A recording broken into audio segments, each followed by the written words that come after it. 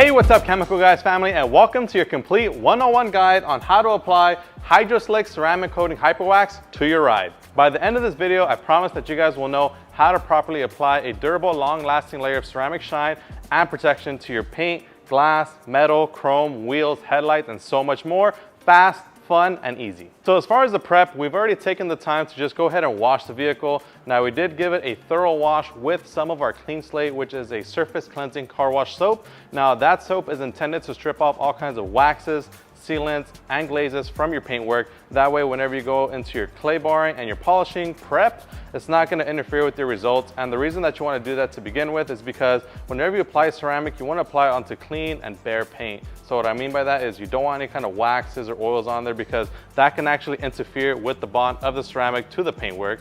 And instead, you want the ceramic to bond directly to the paintwork, and it's not gonna do so if you don't prep it properly. So make sure to wash your vehicle with some Clean Slate. We also mix it in with some of our Maxi Suds car wash soap, which is a wax, sealant, and ceramic free soap. It does not contain any of those products. So you can go ahead and mix those two soaps or any of your other favorite Chemical Guy soaps that don't contain a protectant in it to safely wash your car with. We don't want to use a soap that could potentially add more protectant to the vehicle.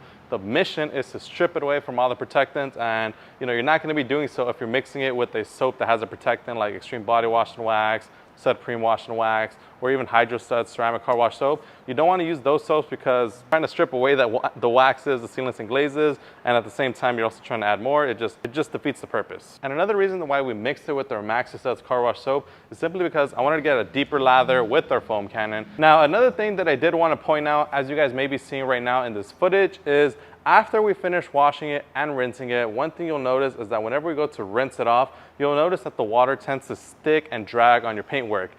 And any other day, that's a bad thing, but today it's a great thing because that's exactly what we're looking for. We're looking for the paint not to have any kind of protectants to it, and you can indicate that by just seeing how the water reacts to the paint. If the water just easily beads up and falls right off your paint, then there's still a protectant that's present. If it's dragging, like how you see right now, then you'll know that you've done your work and it's stripped away any kind of protectants that are sitting on there, and you've done your job, and you can now start drying your vehicle. So now after drying the vehicle, we pulled it inside, and now we're here to show you guys basically everything else. So the next thing that I do want to do is actually compare with you guys and show you guys what a ceramic coated side looks like versus a non-ceramic coated side. So what I'm going to go ahead and do is grab some blue tape, and we're just going to go ahead and throw this right down the middle. Just make sure that's all nice and on there. I'm also going to double up on the tape just because I will be showing you guys how to polish, and I don't want the pad to go over the tape. That way we have a nice consistent before and after. All right, so now that that's all good to go, the next thing that we want to do is decontaminate the paint. So one thing I do want you guys to hear is this. If your paint sounds like that, you need a clay bar in your life. So basically what all that stuff is, it's basically just dirt and embedded contamination that makes its way into the pores of your paintwork. It stays there and it almost kind of sits on the surface of your paint. Now you don't want that whenever you're applying a ceramic, because you want the ceramic to penetrate the pores of your paint, and it's not going to be able to do so if you have all this contamination. So to easily remove it, all you'll need is a clay bar. Now in this case, I decided to go with our medium grade clay bar. If you don't know which clay bar you need to go with, make sure to check out the description down below. We'll leave a full guide on choosing the right clay bar for your vehicle. That way you guys know exactly which one's going to be the perfect one for your car. And then what you want to do is just knead it out into a small little patty, just like this. And I try to stretch it enough to where it covers 4 of my fingers like this. And you're all set to go. Now the only thing that you have to do now is grab some clay luber and spray a small section at a time. The reason that you want to do a small section at a time is because you don't want to spray the entire hood and then the product dry up on you and all that stuff just kind of becomes useless because it's dried up and you have no lube. So the next thing that you want to do is simply glide your clay bar left and right. Now I'm going to be quiet for just a quick second here because I want to show you guys what this is going to sound to you guys as you're doing it. So you'll notice that it becomes rough. Well, sorry, it sounds rough when you first start, and then it gradually just becomes like no noise at all. So let me just shut up.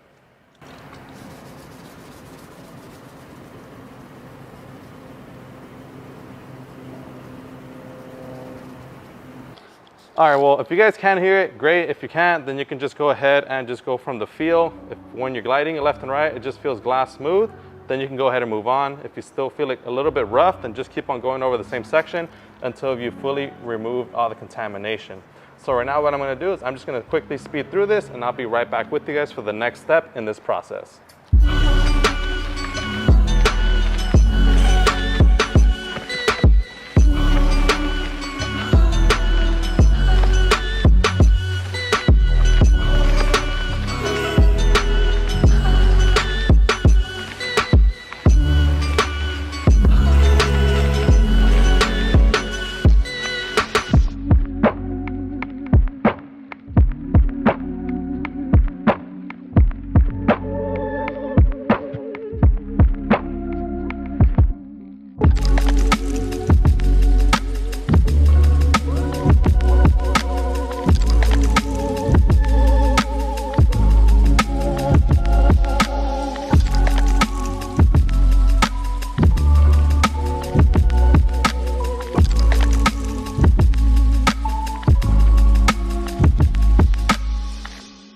All right guys, so we just finished wiping off the residue. Now we're gonna go ahead and proceed to the polishing step. Whenever you apply ceramic, you're basically kind of creating a secondary layer of, I don't wanna call it clear coat, but almost a layer of clear coat on top of your paintwork. So what that means is it creates a shield over your paintwork and it's gonna lock in whatever's underneath. And if you have scratches and swirls underneath, go figure, you're gonna lock in all those scratches, swirl marks. Ceramic is designed to amplify the shine and reflection of your paintwork. So you definitely don't wanna have scratches and swirls before applying it. That's why we highly recommend that you polish your surface before you apply your ceramic.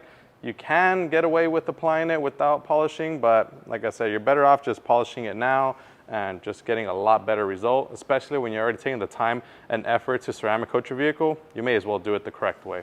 So right now, I'm not gonna do anything fancy. I have my Torque 15DA, orange Hexologic cutting pad, and some VSS scratch and swirl remover. This is a one-step scratch and swirl remover, so it cuts as a compound and it finishes as a polish. So it's gonna be the perfect one-step solution to get rid of basically 90% of the scratches and swirls that you see here. And if we need to, we may follow it up with a finer polish just to ensure that 100% crystal clarity. But I'm gonna go ahead and give this one pass first, and then I'll come right back with you guys to inspect the paint and see whether or not we need to do anything else, and we can probably just go straight into applying Hydro Slick. And if you guys would like to learn more about how to use a polisher and how to polish your paint, make sure to check out the description down below. We'll leave all the links relevant to anything that you need to know, especially as far as like clay barring and polishing, in the description down below.